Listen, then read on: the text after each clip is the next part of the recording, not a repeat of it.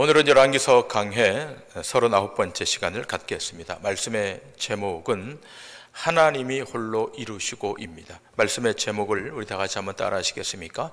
하나님이 홀로 이루시고. 시작. 하나님이 홀로 이루시고. 성경을 잘 관찰해 보면 하나님은 이루시는데 사람은 망치는 경우가 많습니다. 하나님은 구원의 역사를 이끌고 계시는데 인간이 방해하고 인간이 장애가 되어서 구원의 역사가 더딜 때가 있습니다. 결국 성경은 인간이 무엇을 만들어내고 완성하는 것이 아니라 하나님의 일은 하나님 홀로 이루어내심을 우리에게 보여주고 있습니다. 특별히 구약 성경에 이런 내용들이 많이 등장하는데요. 그 대표적인 말씀이 느헤미야서입니다. 이스라엘 백성이 바벨론 포로로 끌려가서 완전히 멸절되었는데 이스라엘 백성이 다시 회복하게 됩니다. 이 회복하는 이 재건의 과정에 대해서 느헤미야서는 이렇게 증거합니다. 느헤미야서 9장 6절부터 8절입니다. 오직 주는 여호와시라. 하늘과 하늘들의 하늘과 1월 성신과 땅과 땅 위의 만물과 바다와 그 가운데 모든 것을 지으시고 다 보존하시오니 모든 천군이 주께 경배하나이다. 주는 하나님 여호와시라. 옛적에 아브라함을 택하시고 갈대아 우르에서 인도하여 내시고 아브라함이라는 이름을 주시고 그의 마음이 주 앞에서 충성됨을 보시고 그와 더불어 언약을 세우사 가나안 족속과 헷 족속과 아모리 족속과 브리스 족속과 여부스 족속과 기르가스 족속의 땅을 그의 씨에게 주리라 하시더니 그 말씀대로 이루셨사오매 주는 의로우심 이로소이다. 자, 8절 끝부분에 느헤미야의 고백이 이렇게 돼 있지 않습니까? 그 말씀대로 이루셨사오매. 인간의 방해가 있더라도 하나님이 이루신다. 인간은 일을 망치지만 하나님은 어떤 환경, 어떤 조건을 뚫고서라도 그 일을 완성하신다. 이것이 성경의 주된 메시지입니다. 자, 오늘 본문을 보시면 아합 왕이 하나님께서 승리하도록 붙여주셨던 그 적군을 살려주죠. 여러분, 우리가 알다시피 하나님께서 붙여주시는 전쟁은 신적 전쟁이고 그 전쟁은 하나님의 주권에 개입해서 일어난 전쟁입니다. 또 이 전쟁은 또 진멸하는 전쟁입니다. 자, 그런데 아합이 눈앞에 보이는 안위를 위해서 이 적을 살려줌으로 하나님의 일을 망치는 것을 보게 됩니다. 그러나 하나님의 일이 사람이 망쳐놓는다 할지라도 완전히 패배되는 일은 없습니다. 오히려 이런 일을 통해서 인간의 죄가 어떤 것인지를 드러내시고 하나님의 일은 하나님이 하심을 성경은 더 명확히 우리에게 보여주고 있습니다. 여러분, 지난주 말씀의 내용을 잠깐 돌아보면 이 아합 왕이 결코 이길 수 없는 전쟁, 이 아람과의 전쟁에 승리하게 되죠.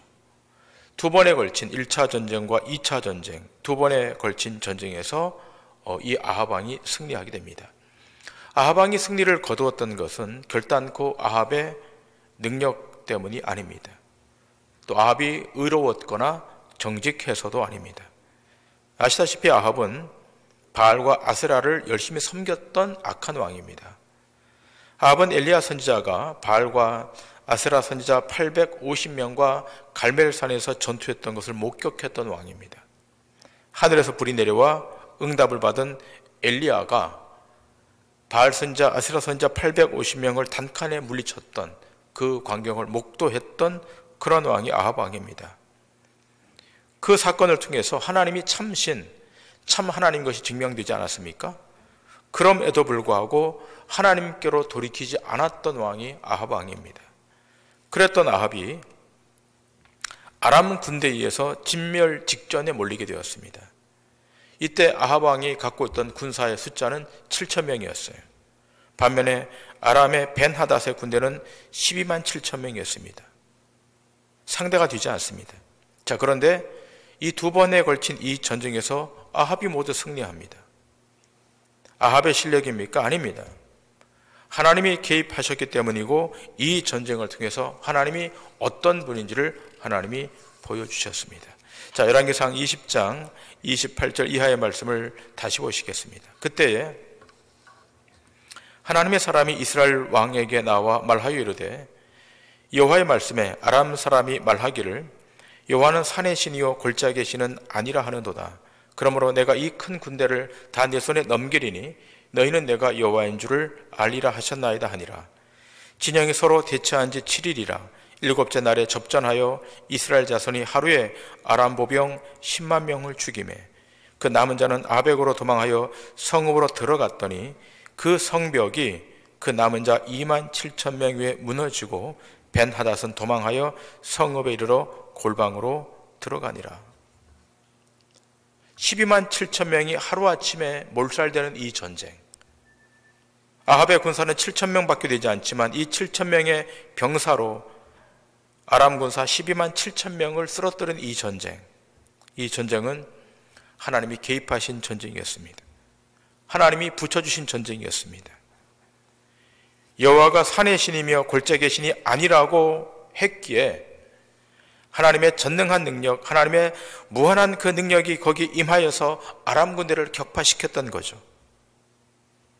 자, 그런데 이렇게 하나님이 개입하셔서 절대적인 승리를 허락하셨음에도 불구하고 이 전쟁에 대한 아합 왕의 태도는 정반대입니다.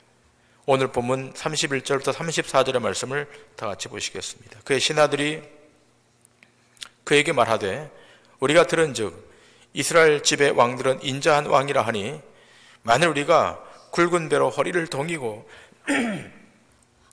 테두리를 머리에 쓰고 이스라엘의 왕에게로 나아가면 그가 혹시 왕의 생명을 살리리이다 하고 그들이 굵은 배로 허리를 동이고 테두리를 머리에 쓰고 이스라엘의 왕에게 이르러 이르되 왕의 종 벤하닷이 청하기를 내 생명을 살려주옵소서 하더이다. 아합이 이르되 그가 아직도 살아있느냐?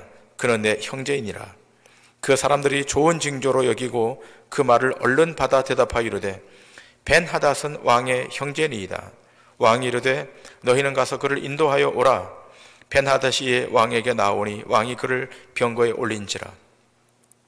벤하닷이 왕께 아뢰되 내 아버지께서 당신의 아버지에게서 빼앗은 모든 성읍을 내가 돌려보내리이다. 또 내 아버지께서 사마리아에서 만든 것 같이 당신도 다메섹에서 당신을 위하여 거리를 만드소서.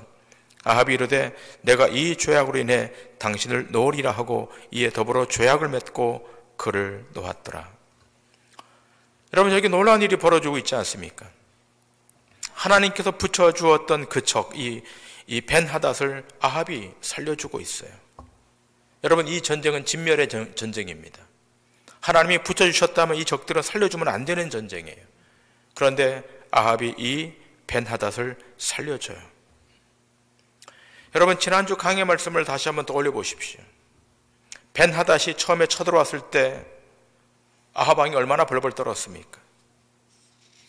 나는 당신의 종이니까 당신이 시킨 대로 다 하겠다고 그랬습니다.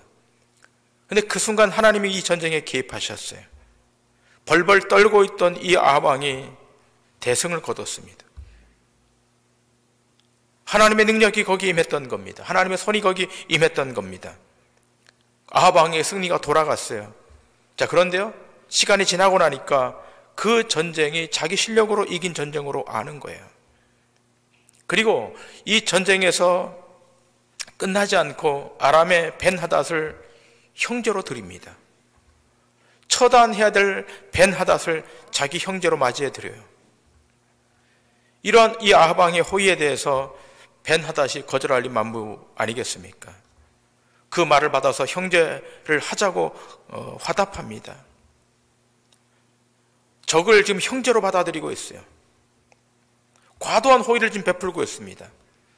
아합이 이렇게 과도한 호의를 베푸는 이유가 있었습니다. 그것은 자신에게 다가올 이익이 있었기 때문입니다. 자, 그런데 이것을 적의 용병이었던 벤하닷이 모를 리가 있겠습니까? 34절에 벤하닷이 이렇게 화답하죠.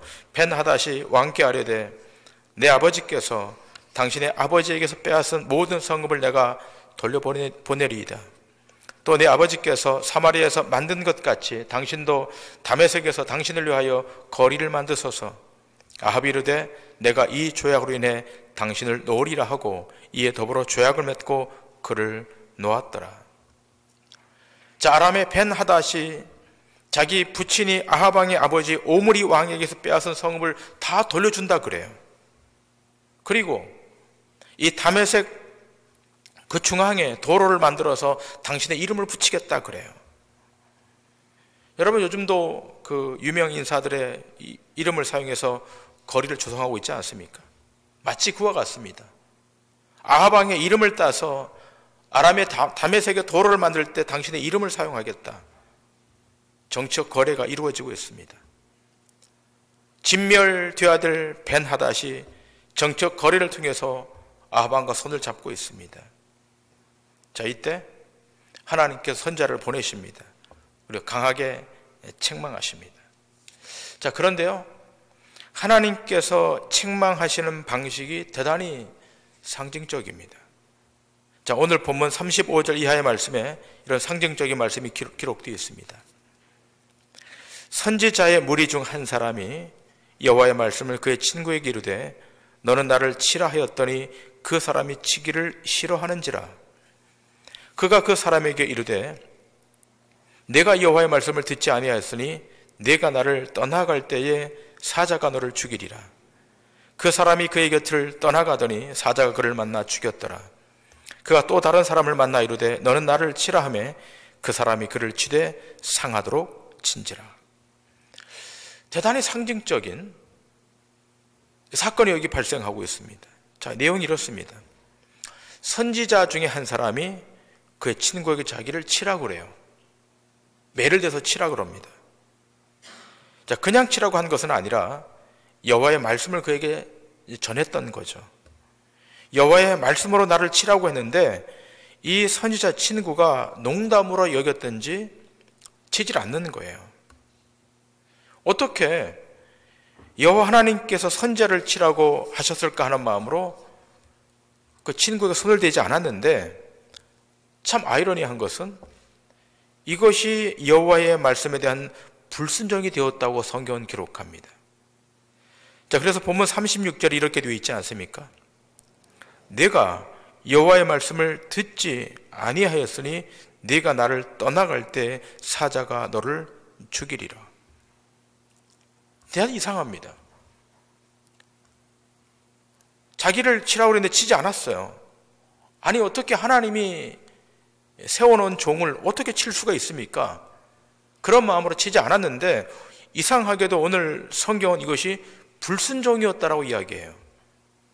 내가 여호와의 말씀을 듣지 아니하였으니 내가 나갈 때에 사자가 나와서 너를 죽일 것이다. 그 말대로 사자에게 죽임을 당해요. 자, 그러고 난 다음 37절에 보면 다른 사람에게 자기를 치라고 그러죠. 37절에 기록되어 있지 않습니까? 다른 사람에게 그가 또 다른 사람을 만나 이르되 너는 나를 치라 하매 그 사람이 그를 치되 어떻게 해요? 상하도록 친지라. 상하도록 때린 거예요. 자, 대단히 상징적인 그 사건이 이 중간에 끼워져 있습니다. 여러분, 그럼 이 사건이 왜 일어나는 겁니까? 결국 아합에게 메시지를 전달하기 위해서 이렇게 하는 거예요. 지금 아합이 불순종하잖아요. 벤하닷을 쳐야 되는 거예요. 진멸시켜야 되는 거예요. 근데 순종하지 않은 거예요. 그래서 지금 선지자가 상징적인 행위를 통해서 아합에게 메시지를 전달하고 있는 거예요. 마치 선지자의 친구가 사자에게 찢겨 죽듯이 아합, 당신은 심판을 받을 것이다. 이것을 메시지로 주고 있는 거예요. 여러분, 여기 중요한 내용이 하나 포함되어 있습니다. 구약시대의 선지자들은 하나님의 뜻, 여호와의 뜻, 여호와의 신탁이 오면 그것이 자기 생각과 자기 이성과 충돌해도 반드시 선포되고 또 수용되어야 되는 겁니다. 지금 여러분, 이 본문 말씀, 지금 읽은 이 본문은 어쩌면 우리 이성으로 잘 이해가 되지 않아요. 선지자의 무리 중 한 사람이 그의 친구에게 자기를 때리라고 했는데 그걸 농담으로 여겨서 때리지 않았다고 사자에게 물려 죽게 되는 것. 얼마나 황당한 일입니까? 21세기를 살아가고 있는 우리들이 지금 이 본문의 말씀이 이해가 됩니까? 잘 안 되잖아요. 그런데 실제로 이 사건이 일어났었고 불순종한 이 사람은 사자에게 물려 죽었다는 겁니다. 무엇을 말하고 있습니까? 하나님의 메시지를 맡은 자의 책무, 그리고 하나님의 말씀이 선포되었을 때 그 말씀 안에 담겨 있는 엄중함이 얼마나 큰가를 우리에게 알려주고 있는 겁니다. 여러분, 창세기를 보시면 소돔과 고모라가 멸망당한다고 메시지가 떨어지지 않습니까? 여기 불의 심판이 임할 것이다. 자, 그랬을 때 롯의 사위들이 그 말씀을 무엇으로 여겼습니까? 농담으로 여겼어요. 소돔과 고모라가 멸망할 것이다. 이 메시지가 전달되었을 때 롯의 사위들이 이 말씀을 농담으로 여겼어요. 그런데 그 농담으로 여긴 그 말씀이 어떻게 되었습니까? 실제 심판으로 다가왔다는 거예요. 여러분, 이 부분은 여러분과 제가 잘 수용하고 또 잘 신앙으로 이것을 지나가야 됩니다. 오늘 이 자리에 저는 말씀을 선포하는 선포자로 섰습니다. 저는 말씀을 선포하는 사람이에요. 자, 그런데 제가 어떤 상황 때문에, 어떤 일 때문에 말씀 선포를 주저주저 한다면 또 그럴 때가 가끔 있습니다. 내가 이 말씀을 선포했을 때 상황이 나쁘게 바뀌지는 않을까? 이 말씀을 선포했을 때 어떤 누군가가 어려움에는 직면하지 않을까? 그런데 본문은 이 말씀을 선포하도록 되어 있는데, 그럴 때 말씀 선포자인 저는 고민은 되지만, 갈등은 되지만 그 말씀을 선포해야만 하는 겁니다. 본문이 이 말씀을 그렇게 증거하고 있기 때문에. 그리고 이 말씀을 받는 성도들은, 청중들은 마음을 열고 선포되는 그 말씀을 아멘으로 받으셔야 됩니다. 제가 그런 오해를 불식시키기 위해서 주제 설교를 하지 않고 강해 설교를 하는 거예요. 만일 목회자가 누군가의 눈치를 보고 설교를 하기 시작하면 이미 그때부터 그 교회는 사람의 모임으로 전락하는 거예요. 아니, 목사가 강단에 서가지고 사람들의 눈치를 보면서 설교하기 시작하면 온전한 메시지가 선포될 수 있겠습니까?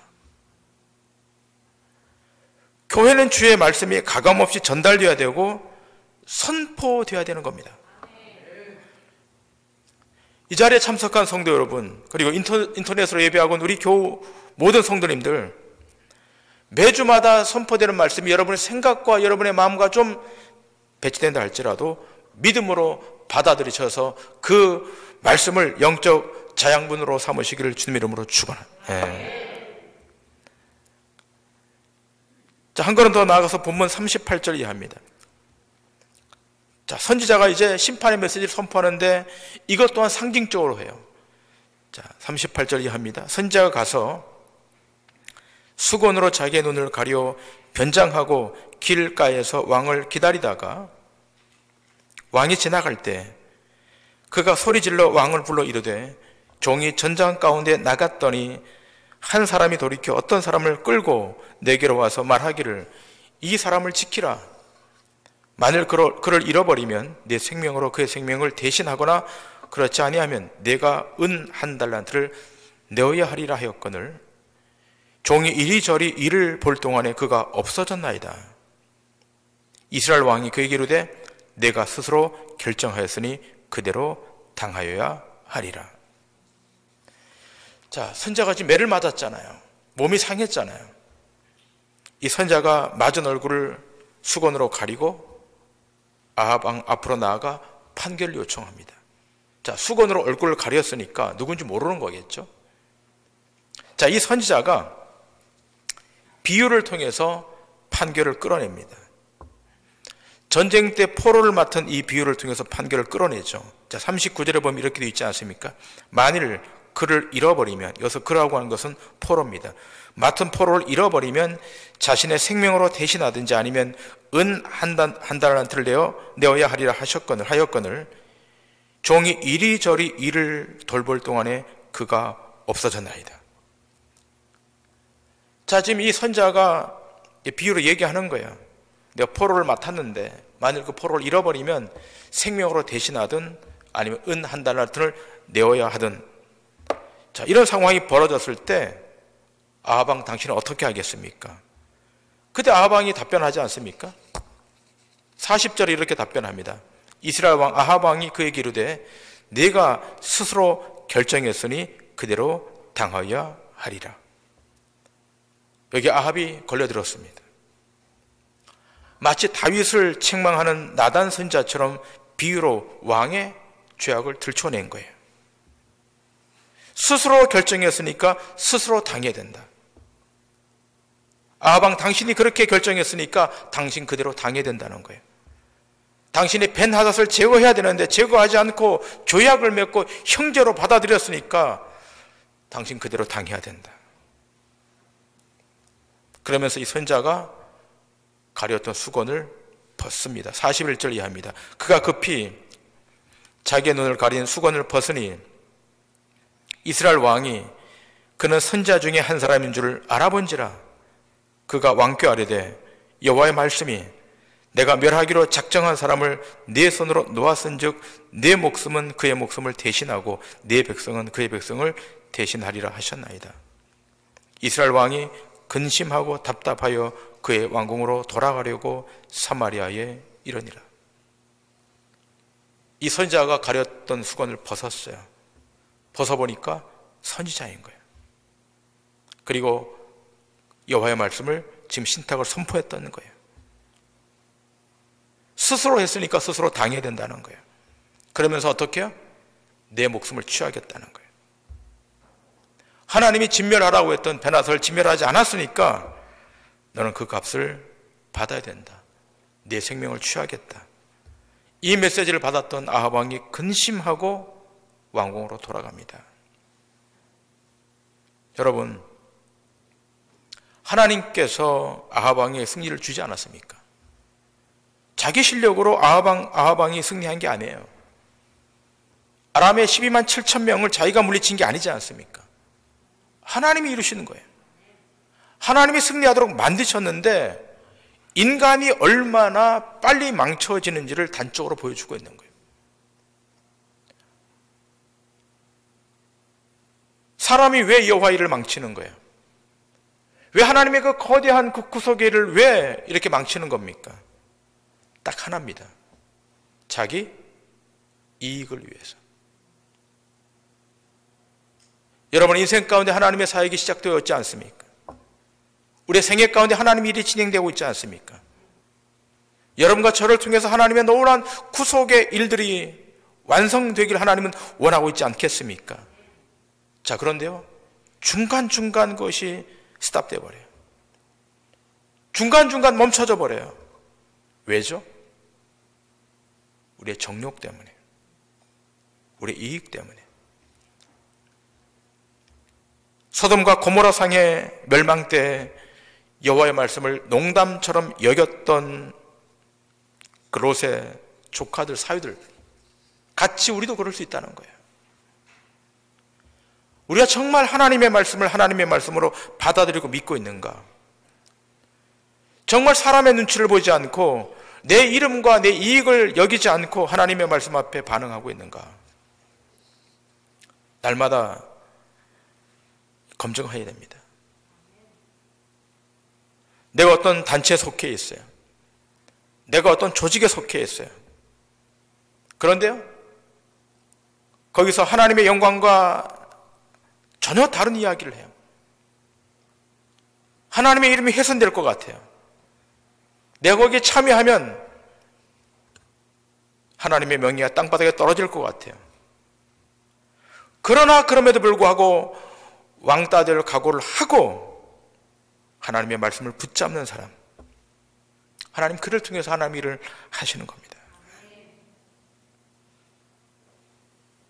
우리가 어떤 특정한 사람의 사상과 논리에 사로잡히게 되면 그는 사람의 종이 되는 거예요. 우리 앞에 환경이 펼쳐져 있고 우리 앞에 어떤 조건이 펼쳐져 있다 할지라도 이것이 하나님의 뜻과 배치된다면, 하나님의 생각과 다르다면 거절할 수 있어야 됩니다. 사도행전 20장에 사도 바울은 이렇게 장로들에게 권면합니다. 사도행전 20장 28절 이하의 말씀입니다. 여러분은 자기를 위하여 또는 온 양떼를 위하여 삼가라. 성령이 그들 가운데 여러분을 감독자로 삼고 하나님이 자기 피로 사신 교회를 보살피게 하셨느니라. 내가 떠난 후에 사나운 이리가 여러분에게 들어와서 그 양떼를 아끼지 아니하며 또한 여러분 중에서도 제자들을 끌어 자기를 따르게 하려고 어그러진 말을 하는 사람들이 일어날 줄을 내가 아노라. 그러므로 여러분이 일깨어 내가 3년이나 밤낮 쉬지 않고 눈물로 각 사람을 훈계하던 것을 기억하라. 지금 내가 여러분을 추와 및 그 은혜의 말씀에 부탁하노니 그 말씀이 여러분을 능히 든든히 세우사 거룩하게 하심을 입은 모든 자 가운데 기업이 있게 하시리라. 여러분, 바울 사도가 에베소 교회 장로들과 헤어지면서 간절하게 부탁한 내용의 말씀이에요.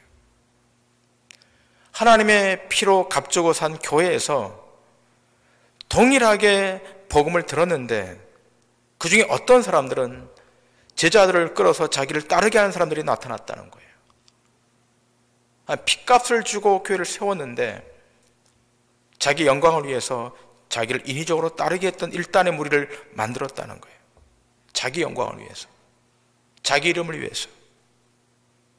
자, 그래서 지금 바울이 염려하는 마음으로 이 편지를 지금 쓰고 있는 거예요. 하나님의 교회가 그리스도의 핏값으로 세워졌는데 망치는 자들이 여기저기서 등장했다는 말입니다. 그래서 바울이 뭐라 그럽니까? 주의 말씀이 여러분을, 주의 말씀이 교회를 든든히 세워가야 된다는 겁니다. 여러분, 하나님의 교회는 하나님이 붙들고 가시는, 하나님이 그의 사역을 이루어 가시는 공동체가 교회 에클레시아입니다. 하나님의 교회는 하나님이 핸들링해 가세요. 모든 성도는 하나님이 그 운영 앞에, 하나님의 그 경영 앞에, 하나님의 그 행하심 앞에 무릎을 꿇을 수 있어야 되는 거예요. 예. 여러분, 돌아보세요. 우리의 생애가 그렇고 교회가 그렇고 주의 나라가 그렇습니다. 우리가 뭔가 주도해서 되는 것이 아니라 하나님이 우리 각자의 생애에 관여하셨고 교회 일에 역사하셨고 주의 나라의 완성에 개입해 주고 계시기 때문에 하나님의 일이 이루어져 가는 거예요. 예. 그러므로 사람이 아무리 그 일을 망쳐놓는다 할지라도 하나님은 자기 스스로 십자가로 그 일을 이루셔서 하나님 스스로 영광을 취하신다는 사실을 믿으셔야 될 줄 믿습니다. 예. 다시 한 해가 시작되었잖아요. 시작점입니다. 여러분, 이 시작점에 하나님이 이루어 가신 일을 눈을 열어 믿음으로 조망하십시오. 그 하나님이 행하신 일에 믿음으로 아멘하시고 동의하시고 순종하여 행하여 가시기를 바랍니다. 하나님의 일이 안 될 것 같아도 주의 손이 임하면 신속히 되는 역사가 있고 불가능한 일처럼 보이는 일도 주의 성령이 우리 가운데 오시면 가능의 일로 바뀌는 축복의 역사가 있는 줄 믿습니다. 사람이 일을 망쳐도 하나님은 그 일을 늘 복구하시고 스스로 그 역사를 이루시는 전능하신 하나님이신 것을 올 한 해 믿으시고 그 믿음으로 계속하여 전진해 나가서 승리하는 역사가 여러분 생애 가운데 있기를 주님의 이름으로 간절히 축원합니다.